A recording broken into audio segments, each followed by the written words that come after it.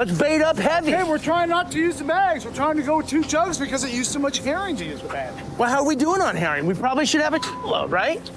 Probably 4,000 pounds left. What? Yeah.